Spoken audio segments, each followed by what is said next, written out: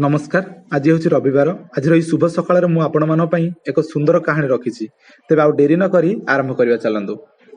एक जमीदार तार चाष जमी थे आखु चाष करथिला।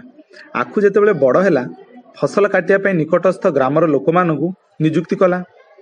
संध्या बेले से ग्रामर लोक मान सहित कथबार्ता है। से आसंता काली सकाळे काम करने खेत को आसबे। जमींदार एवं लोक मान मध्य एक कथबार्ता शुणुली से खेत मध्य रहुथिबा कुनी कुनी घर चटिया माने।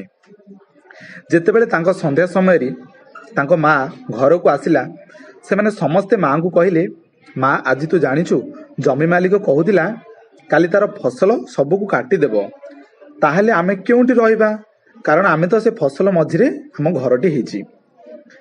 तो पिला मानकर एभली कथा सुनी माँ घर चटिया उत्तर देला, तुमे केही मध्य व्यस्त हुओ ना, काली किछि भी सेभली घटना घटिबो नाही, कारण मु ए जमी मालिक एवं ए अंचल रहउथिबा लोक मानक विषय भल भाबरे जानिछि।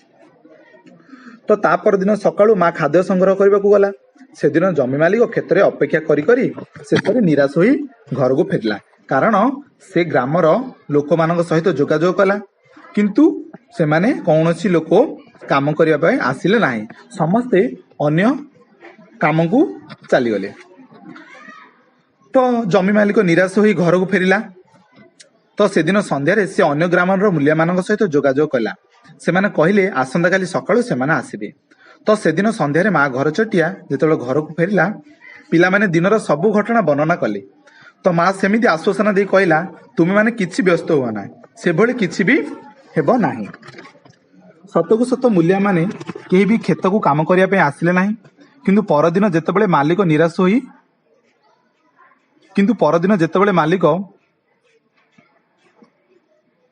निराश होई मनस्थ कला जे मु एथर कौनसी मूल्य करिवि नाही एवं एही सब काम मु निजे ही करिवि।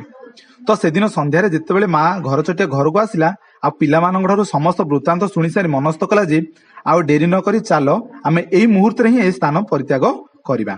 माँ रो ए कथाबार्ता शुणी